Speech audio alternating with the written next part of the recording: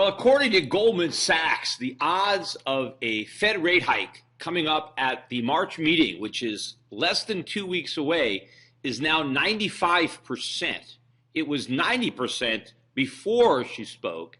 That was looking at the Fed fund futures. In fact, the probability of a rate hike had been rising all week based on a number of Fed officials who were giving speeches, everyone indicating that a rate hike was coming soon.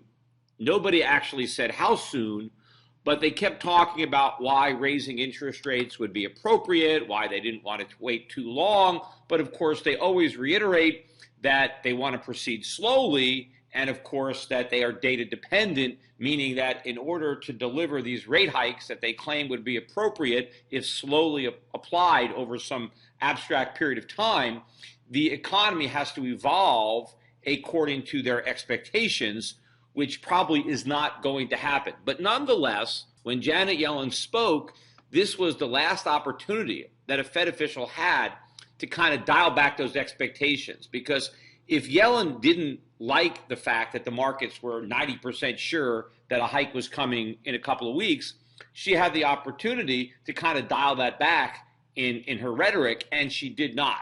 She allowed the markets to continue to price in a rate hike in the March meeting, and that is why now the odds went from 90% to 95%, which is virtually a lock, which means that barring any huge drop in the stock market between now and the March meeting, that hike's probably going to come, right? Because I think the reason that the Fed feels confident to raise rates is because the Dow's at 21,000. That's why. Just like it felt confident to raise interest rates the first time in December of 2015 because the markets were giving a false signal that the rate hike was okay. But then, of course, after the rates were hiked, the market thought about it again, and then it dumped, right? And then we had the worst January in the history of Januaries, and the Fed waited until December of that year, a full year after the initial hike, to raise rates again, despite the fact that they were signaling that we would get 4 rate hikes during the year. We got 1.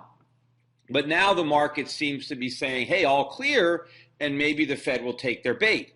Because if the Fed does raise rates and then the market rethinks this, then it's going to tank. And of course, it's going to put the Fed right back in the same predicament that it was in. But as of now, the stock market is unafraid of the rate hike. Now, the same cannot be said of the gold market. Right? We have had a reaction all week in the gold market and the gold stocks to the rising expectations of a Fed rate hike. But remember, now that the probability is 95%, whatever the market believes would happen in reaction to a rate hike, whatever those beliefs are already factored in. At least 95% of it is factored in. So there's really not much left of the move. So if you thought a rate hike was bearish for gold, well, if there's a 95% probability that the market now accepts, well, that's already priced into gold. And if you remember in my last podcast, I pointed out the divergence that I was seeing between the gold stocks and physical gold, that even though gold was rising, gold stocks were falling. And I mentioned that in the past, that had been a pretty reliable indicator that a correction was coming in the metal. And in fact, that's what happened, because in a couple of days since I did that podcast, and of course I did my other podcast on the State of the Union address where I really didn't address the gold market. So it's the podcast before that one that I talked about this divergence, not the State of the Union podcast. But what happened was the gold price continued to rise for another couple of days. And during that time, gold stocks continued to fall. They did not turn around. And then finally, we got a meaningful pullback, or not meaningful. We got about a $40 drop in the price of gold from its absolute peak earlier in the week till its trough this morning. A $40 move, which was about a 3%, just over a 3% drop in the price of gold, which is a very, very small drop in the scheme of things. But here's what's interesting about today. Even though gold was down about $10, a little more at the lows, gold stocks were not weak today. Gold stocks spent most of the day in the green. I mean, they were fluctuating between the red and the green, but even when gold was down 10, $11, gold stocks were down just a little bit, and some were positive. And by the end of the day, gold managed to close up by about, I don't know, 70 cents or so, just a marginal close. But the GDX was up about 1%. The GDXJ was up about 2.5%. And more importantly, gold stocks all went positive long before the price of gold itself went positive. So the gold stocks gave the sell signal because they didn't confirm the strength we were seeing in gold. We didn't have strength in the gold stocks, and so we ended up getting the correction. But now you have the reverse, where gold stocks did not confirm gold weakness. When gold made that new low today, when gold was selling off, you got some buying in the gold stocks, and so it's possible that this was the end of the correction that I said would likely follow if this indicator was right again. But I also said that I didn't expect the correction in gold to be very deep. And in fact, if it is over now, if we saw the lows in gold this morning, gold only dropped, again, about 40 bucks, which is a little over 3%. Not a very big move in the price of gold. Now, this wasn't that strong a day. I mean, I don't know how much conviction I have that today was the low. Maybe we're going to get some more work here. Maybe we could go a little lower on Monday. There's nothing that's a certainty. But to me, it does look suspicious that we may have put in the bottom. And if you want to look at how much the gold stocks have already dropped on this 3% drop in the price of gold, the GDX, which is an index of senior gold producers, that one fell 16% from peak to trough. The junior gold stocks, right, this is the GDXJ, that one dropped 22%. 22% decline in junior gold mining stocks on a 3% decline in the price of gold. I mean, basically, that's an entire bear market, right? Wall Street typically defines a bear market as a 20% move down. Well, we've had an entire bear market in junior gold stocks based on a 3% decline in the price of gold. I mean, what does that tell you? I mean, if this is the bottom of the correction, what it really shows me is this bull market is climbing the mother of all walls of worry, that you have so much fear of this market that just the anticipation of a correction caused people to dump their junior gold mining stocks. I mean, that literally dumped them. The buyers disappeared, and there was like a wave of selling to go down 22% on such a small move. That would be a very healthy sign, in my opinion, about this market, because you want that skepticism. You want that wall of worry. You want people to be nervous, right? You don't want people to just throw caution to the wind and think everything is great. That's more indicative of the top of a bull market. This looks like the early stages of a bull market where the participants are still very nervous. They got one foot out the door. And a lot of the people that had one foot out the door jumped out the window, both feet, when they saw the market start to come down on this correction. So we'll have to see how this plays out next week. Now, the dollar did not rise significantly, even though the probability of a rate hike increased significantly this week. In fact, the dollar index on the week was only up about 30 basis points, 1/3 of 1%, and it was down 80 basis points today. It closed the week on a very, very weak note. So even though we got the rate hike early, because now that the probability is so high, it's basically baked in the cake, there was a minimal rise in the value of the dollar. But again, the idea that a rate hike is bullish for the dollar is wrong. A rate hike is not bullish for the dollar, nor is a rate hike bearish for gold. These rate hikes are tiny. They are too little too late. If the Fed fulfills its promise to go slowly, then this is bullish for gold because inflation is rising faster than the Fed is increasing rates. So even as nominal rates are going up, real rates are in fact coming down. And rising inflation and falling real interest rates are bearish for the dollar, and they are bullish for gold. Where higher rates are actually negative is for the stock market. Yet the stock market is shrugging this off because higher interest rates discount the value, the future value of your earnings stream. So higher interest rates are bad for stocks. Also, higher interest rates are competition for stocks because as bonds yield more, that's a competition for stocks. So any way you slice it, higher interest rates are bearish for stocks, especially when you have a stock market that's as expensive as this one. You got a stock market at like 22 times earnings, and you have interest rates that are rising. This is very negative. Yet stock traders, they've blown caution to the wind. You know, we had that 12 consecutive up days. Then we had a tiny down day. Then we had a 300-point up day because Donald Trump sounded presidential, which is the last thing that you want him to do if you were betting on change, if you thought that he was actually going to be a game changer and drain the swamp and do something to make America great again. The fact that everybody thought that he's presidential now means it's business as usual, which was the point of my last podcast. But we had that 300-point rise in the Dow following the speech. And then we had maybe a 100-point decline yesterday. And then, look, we were up again today slightly. And so the stock market doesn't care if the Fed raises interest rates, even though that's the one market that should care. But the reason these stock traders are so, cavalier about the prospects of a rate hike is because they think the tax cuts will trump it, right? They all think that there's going to be a stimulus out there that is going to create all this economic growth that is going to offset the negative effects of higher interest rates. Here's the big irony. As the Federal Reserve was talking so-called hawkish, and as everybody kept notching up the probability of a rate hike, the outlook for first quarter GDP was collapsing. According to the Atlanta Fed GDP Now, they now believe that GDP for the first quarter of this year is going to be 1.8%. 1.8. And there are private forecasts. I looked at the Bank of America forecast for Q1. That's all the way down to 1.3. 1.3. When the year began in January, the Atlanta Fed was at 3.4. 3.4 for the first quarter. And earlier in the week, when the week began, they were still at 2.5. They're at 1.8. So the Fed is talking about how they got to raise rates, that the economy is improving, yet expectations for GDP growth in the first quarter have collapsed.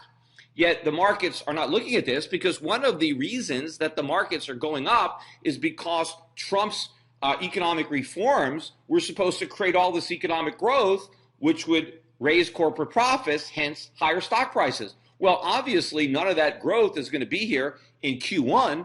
Now, maybe they think it's going to magically appear in Q2, but there's no indication that that's going to happen. In fact, if you look at how quickly everybody is backtracking, nothing is going to happen. I mean, first of all, they can't even repeal Obamacare. I've said that before. The Republicans are too afraid to take away a newly found government benefit. Just like Ronald Reagan couldn't even take away the Department of Energy, even though it was started by his predecessor, Jimmy Carter. He campaigned about getting rid of it, and it's still here. Meanwhile, Republicans twice ran presidential campaigns about repealing Obamacare, right? That's exactly what Romney said. I'm going to repeal it, every word of it. And then Trump campaigned about repealing it. Well, now Republicans have both houses of Congress. We have the White House, and they're not going to repeal it. I mean, all they talk about is putting some kind of conservative bow on Obamacare, which, I mean, to me, it's like saying, I'm going to put a ribbon on a sack of shit. I mean, it's still going to stink. There is no way, there is no conservative bow on Obamacare, right? Because once you have Obamacare, that's socialism. It doesn't matter how you try to disguise it with wrapping paper, it's socialism. But they're afraid, these guys don't want to do that, so we're not going to get the relief that people thought when it comes to Obamacare. We're probably not going to get a lot of other government-reduced regulation that people were anticipating as part of this stock market rally. And what about reduction in government spending, which is what, I believe, Trump did talk about maybe, hey, I'm going to save money, I'm going to negotiate tough. No, he submitted a budget. Government spending is going to increase under Trump beyond what we were spending under Obama. Yes, there's some minor cuts just to pay for even bigger increases in spending in other parts of the budget. And we haven't even seen the details of this infrastructure bill. So that is not good for the economy. It just runs up the deficit, creates inflation. But what about the tax relief, right? Oh, yeah, we're going to get lower taxes. We're going to have major tax reform. Well, you can forget about major tax reform. I don't see that happening either. What I see potentially happening is some tax cuts where President Trump compromises with the Democrats, because there's going to be a wing of the Republican Party and of, both in the House and the Senate that is going to be against blowing a hole in the deficit. But there's a lot of Democrats that couldn't care less about the deficit. And so how does Trump get an agreement between the left wing of the Republican Party and the right wing of the Democratic Party, right? All he has to do is come up with a plan that cuts taxes so the Republicans will like it, and increases government spending so the Democrats will like it. And now you have a coalition, and now Donald Trump can claim victory. Hey, I came to Washington. I got everybody to work together like a businessman, right? I got them all around the table. The art of the deal, we've got a deal. The last thing we want is a deal. That's what Ronald Reagan regretted. He regretted making deals with Tip O'Neill. He regretted these deals that ended up with bigger government. Well, Donald Trump is going to make a deal. And it's going to make the deficit bigger. It's not going to grow the economy. It's going to cause more inflation. It's going to ultimately weaken the dollar. And all of the economic problems that Trump promised to solve are going to get worse, right? We are not changing the game at all. It is the same old, but the market is acting as if everything is going to be great. So there is the potential that this market can turn around very sharply. Of course, if it does, if we see any major move down in the stock market, what's going to happen? Well, the Fed's going to take all these future rate hikes off the table. And if that's not enough, they're going to talk about QE4. And ultimately, they're going to deliver QE4. Because when this market starts to fall, it's fallen big time. Now, I got to conclude this podcast by risking a lot of thumbs down by talking about Bitcoin.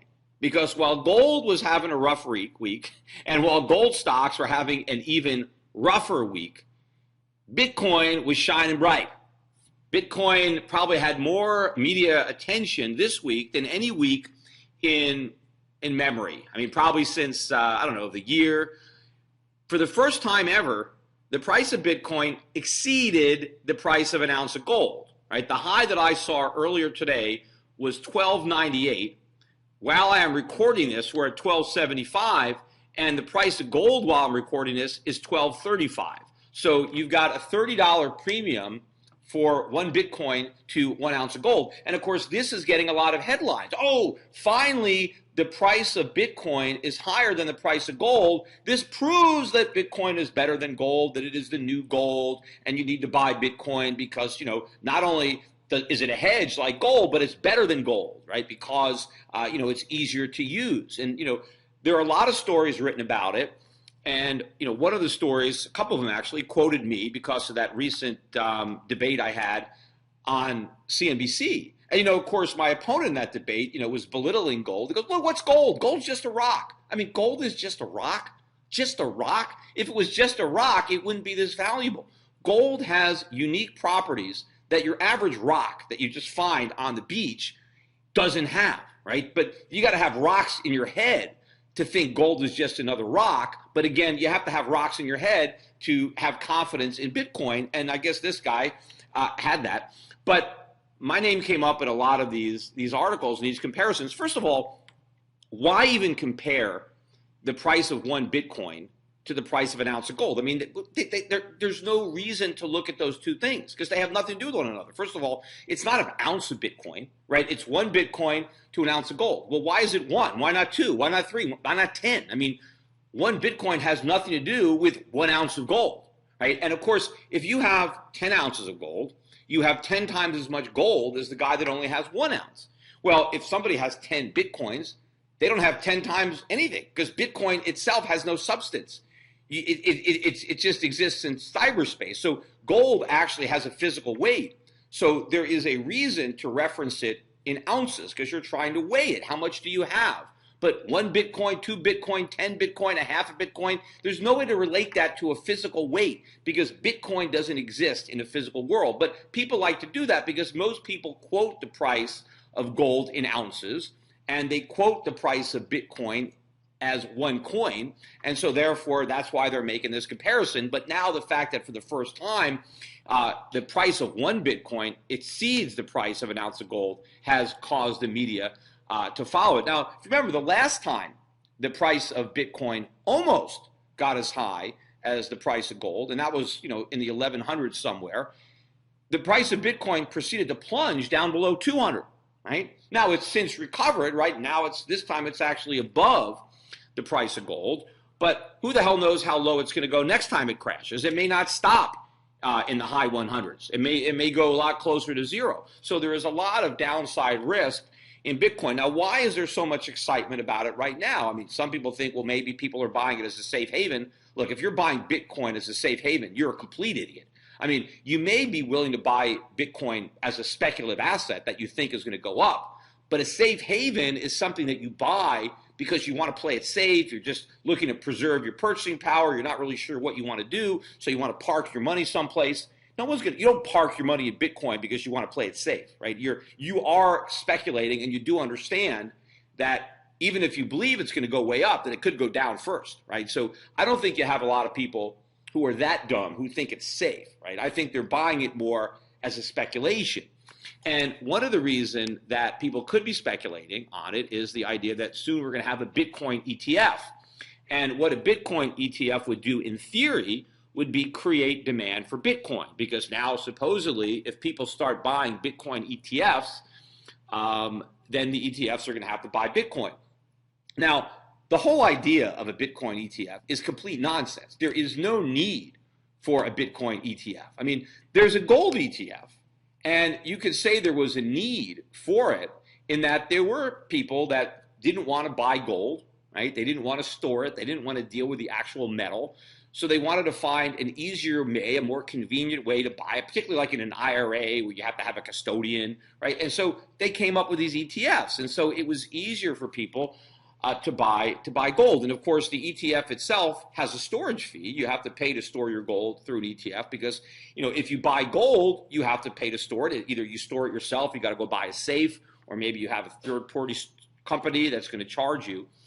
So there was a reason. Although now I've talked a lot, and I'll talk again about gold money. Now that gold money offers free storage of your gold, if you have small quantities, then, you know, why even buy an ETF and pay storage when you could just go online to gold money and buy some gold and pay no storage and have a lot more liquidity? So I would say now, because you have a company like gold money, you have less reason, legitimate reason, to use a gold ETF. But before gold money came around, I could see a rationale for the ETF. I see no rationale for an ETF with Bitcoin because, first of all, anybody who wants to buy Bitcoin, just go buy it. There's nothing to store. You don't have to take delivery. You don't have to find a safe. And storage is free. It doesn't cost anything to store your Bitcoin. The irony of it is, if you buy your Bitcoin through an ETF, there will be storage. You're going to have to pay storage to store something that has no actual physical substance that you could have stored for free, but now you're going to store it in an ETF. And then, of course, you're going to have to pay the commissions to buy and sell the ETF. So you're going to have higher costs. You're going to have higher storage fees. Why would anybody want to buy a Bitcoin ETF? If you want to buy Bitcoin, just go buy it. So I don't think that if they form a Bitcoin ETF, there's going to be all this extra demand for Bitcoins. It may be a big buy the rumor, sell the fact.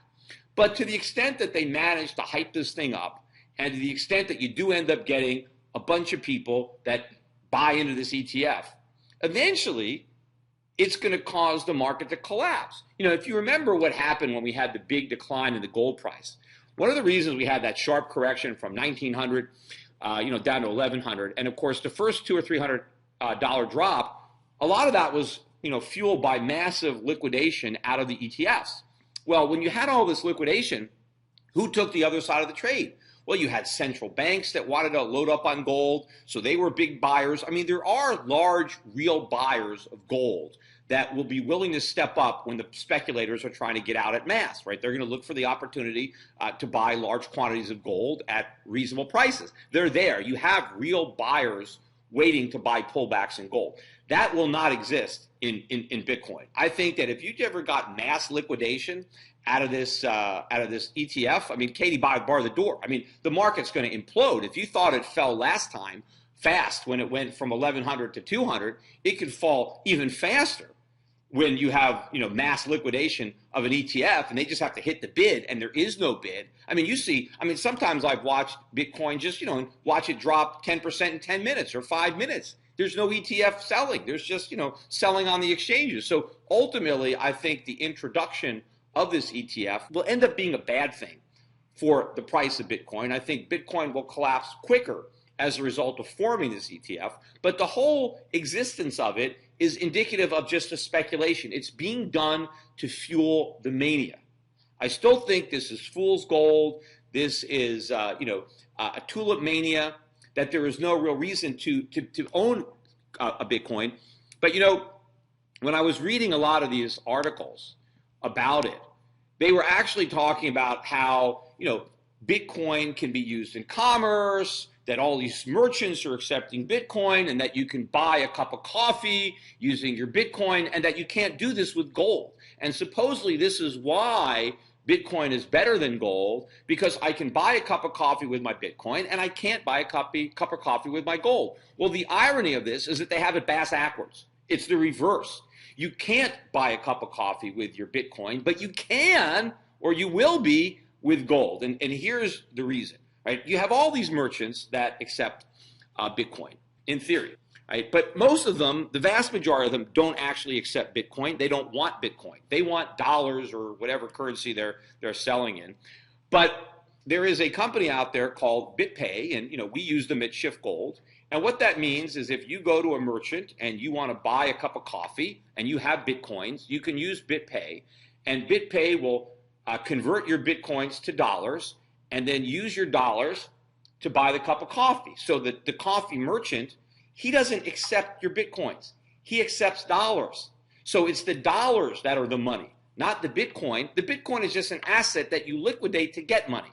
And once you get the money, then you use the money to buy the cup of coffee. You don't use the Bitcoin to buy the cup of coffee. Now, is it possible that there's some real Bitcoin fanatic out there that runs a coffee shop that actually wants Bitcoins, he wants to hold them, and he's willing to accept the Bitcoin in exchange for a cup of coffee? Yeah, that's possible that guy is out there. There may even be a couple of those, wackos out there. But the majority of retailers who are selling coffee do not want to stock up on Bitcoins. Like, they can't pay their rent in Bitcoins, they can't pay their employees in Bitcoins, they can't buy their coffee in Bitcoins, they can't pay their sales taxes in Bitcoins. They all want dollars. But you know what? If one of their customers has a bunch of Bitcoins and they can just sign up to BitPay, and that means that customer can liquidate his asset efficiently, get some money, and buy a cup of coffee, then they do it. But that does not mean that Bitcoin is a medium of exchange. It's not. It's not a medium of exchange. It is a speculative asset that people can liquidate and then use the proceeds to buy a cup of coffee. But you know what? You can do that with a lot of things. If you are a client of mine at Euro Pacific Capital and you have a brokerage account, we will send you a debit card that is linked to your brokerage account. And you can take that debit card and you can buy a cup of coffee. Now, does that mean that you're using your shares of IBM? Not that we would be buying IBM, but just throwing it out there. But you're not using your shares of IBM to buy a cup of coffee. No, you're either going to liquidate a share of IBM and then use the proceeds to buy some coffee, or you can actually utilize the buying power. You can own your IBM in a margin account, and then when you use your debit card, you'll have a little bit of a balance in your margin account for that cup of coffee. Of course, they'll charge you a little bit of interest, but that doesn't mean you're using your stock as money, as a medium of exchange. No, it's just an asset that is facilitating the acquisition of money. Because what's changing hands between buyer and seller is not Bitcoin or not stock, it is dollars. Now, of course, the same thing happens with gold money when you get a gold money debit card. If you have a gold money account and you go to a coffee shop and you whip out your debit card and you use that to buy the cup of coffee, the merchant is getting dollars. He is not getting your gold. In that case, gold is simply your asset that you are liquidating, right? And then you're using the proceeds to buy the cup of coffee. But here is what I think is ultimately going to happen with gold money, right? And it is going to be that the coffee shop is going to accept direct payments in gold. They're actually going to want your gold. They're not going to want you to use your debit card to buy the cup of coffee. They're going to want you to pay for the coffee using your gold, where you actually transfer gold from your ownership to the bank, to the coffee seller, in which case the gold is acting as the medium of exchange. That gold is what passes from buyer to seller. That is what's going to make it real money. Gold was money for thousands of years, right? We've only been using paper for a few decades, right? In fact, 1971 is when Nixon brought the world off the gold standard. Before that, all the paper money that we were using was backed by real gold. I mean, in fact, the dollar is a weight of gold. That's what it is. So, and when you had the first Federal Reserve notes, it was an IOU for dollars. The dollars were made of gold, and they were held, by the government or by the Fed, and as reserves. So we had real money. And of course, before we even had currency backed by gold, I mean, people carried around gold and they used it. But we haven't been using gold as money since 1971. But during that time, it certainly has fulfilled its function as being a store of value, because gold was about $35 an ounce in 1970, and now it's over $1,200 an ounce today. So it hasn't been functioning as a medium of exchange, but it certainly has stored a lot of value, right? But I think that's about to change because of gold money, right? Now, if you think about Uber, right? I mean, Uber is just a private car service. I mean, private car services have been around for as long as cars have been around. In fact, before cars were around, you probably had private buggy services. You could have somebody could have come up with a horse and carriage and taken you somewhere, right? You call them up. But why all of a sudden are so many people using Uber, this private car service, when they weren't doing it before? It's the internet. The internet, the technology that we have today, everybody walking around with a smartphone and the internet, that is what enabled Uber to be so competitive against government-run taxi monopolies. And the free market is winning, and a lot of people are voting with their feet, or their hands in this case, when they use their smartphone, and they are calling Ubers rather than flagging cabs. Well, I think the same thing is going to happen with gold. Gold's been around for a long time, but gold money hasn't. Gold money is new. And what gold money does for gold is what Uber did for a private car service. It makes it easier to transact in gold, right? When you have gold money, now you actually can buy the cup of coffee. And the reason I think that eventually we'll all be buying coffee using gold is because the people who want to sell their coffee, they're going to want to get paid in gold. A lot of people say to me, hey, Peter, why should I use gold money? Because, why would I want to spend my gold, right? Because gold is good money. Gold's going to gain value. Why would I want to spend that? I'm going to spend my dollars. That's Gresham's law.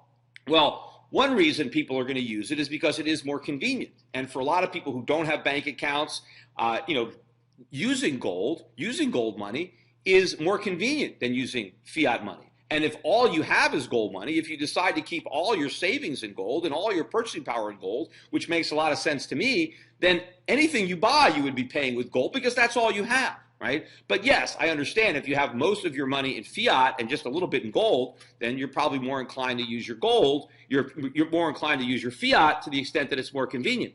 But what's really going to drive the using of gold as a medium of exchange isn't going to be because the people who own it want to spend it. It's going to be because the people who don't have it want it.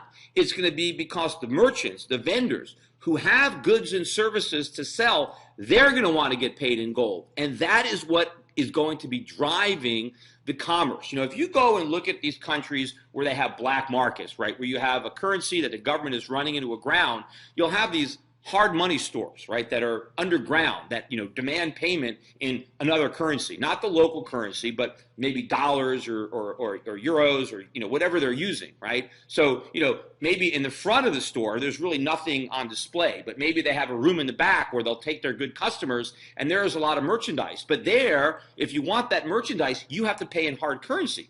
You have to pay in dollars. Why? Because that's what the merchant wants. Because if you have fiat currency that's losing value and you're selling stuff, it's risky to sell it for paper because now you've got to replace your inventory. But what if prices keep rising before you have a chance to do it, right? So it's very difficult. So you have these hard money stores.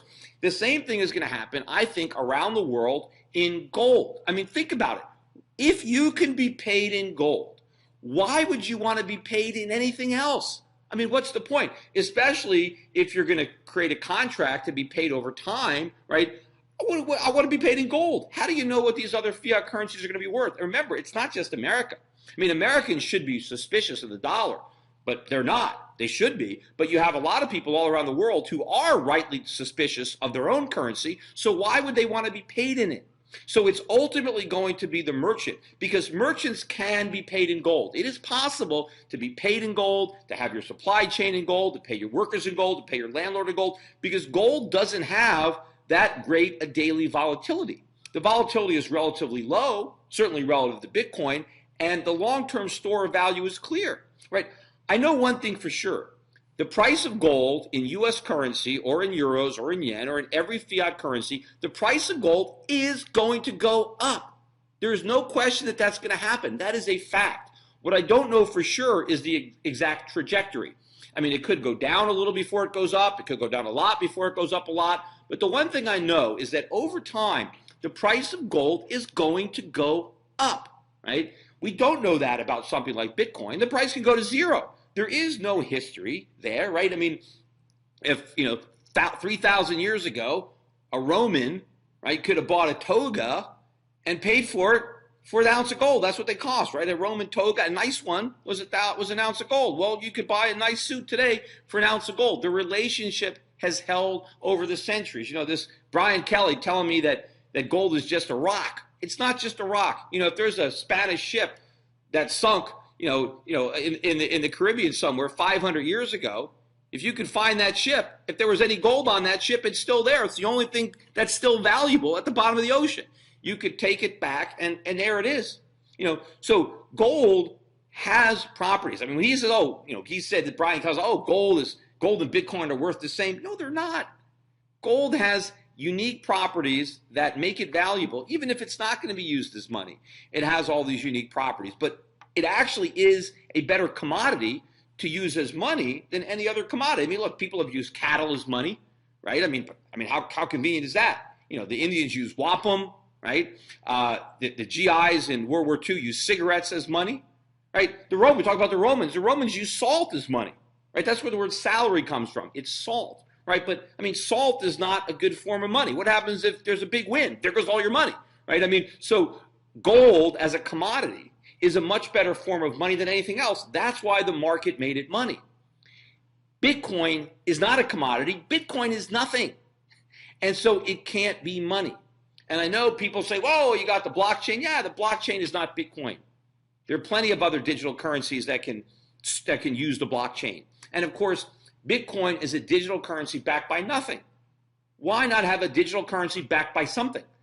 That's what gold money is, in effect. In fact, it's better than a digital currency. It's digital gold. I mean, it's actual gold that can be digitized for transfer. It's like in the olden days, if you took your gold to a blacksmith and he gave you a warehouse receipt, that warehouse receipt could circulate in the community as a substitute for the actual gold because nobody wanted to go to the warehouse, to the blacksmith, and grab the gold. When you buy your gold at Gold Money and it's being stored there, nobody actually has to go to Brinks and pick up the gold, although anybody can if they want to have it delivered. But it's much easier to transport your digital ownership. It's like you own real gold in a digital wallet, and you can spend it effortlessly. You can use it to buy goods and services anywhere in the world. More importantly, you can demand to be paid for your goods and services and be paid in gold.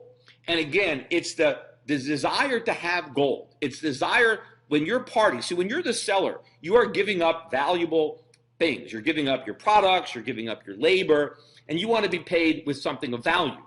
And so you want to be paid in gold. And that is what ultimately is going to take gold money to a whole new level. It's people understanding that they can be paid in gold. They can be paid in something that is reliable in value, that is a store of value, and this is going to be a game changer. So the same technology that gave birth to Bitcoin is what's going to ultimately be its demise. Because the fact that now gold can have all the properties that supposedly made Bitcoin desirable, now they're going to be obsolete. So let me conclude this podcast by making a plug for Gold Money.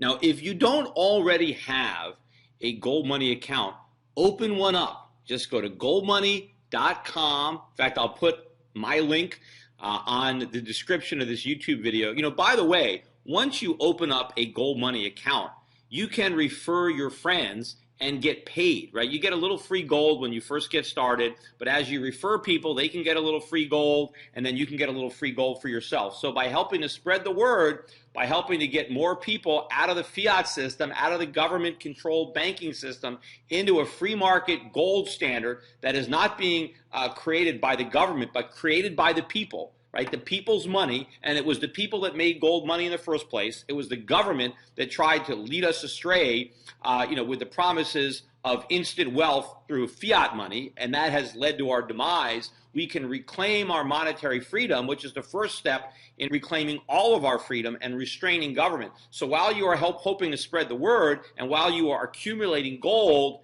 you're actually getting paid for your good deeds. So go to goldmoney.com, use my link, which means I'll get a couple of bucks when you sign up using my link, right? And then open up an account. Just go online, buy yourself a little bit of gold or a lot of gold. Take advantage of this pullback. It's a good time to buy, right? We just got this pullback, so buy yourself some gold. They'll give you a free debit card, right? Order it, come in the mail, you get a free debit card. But what we really want to do, we don't want to be using a debit card.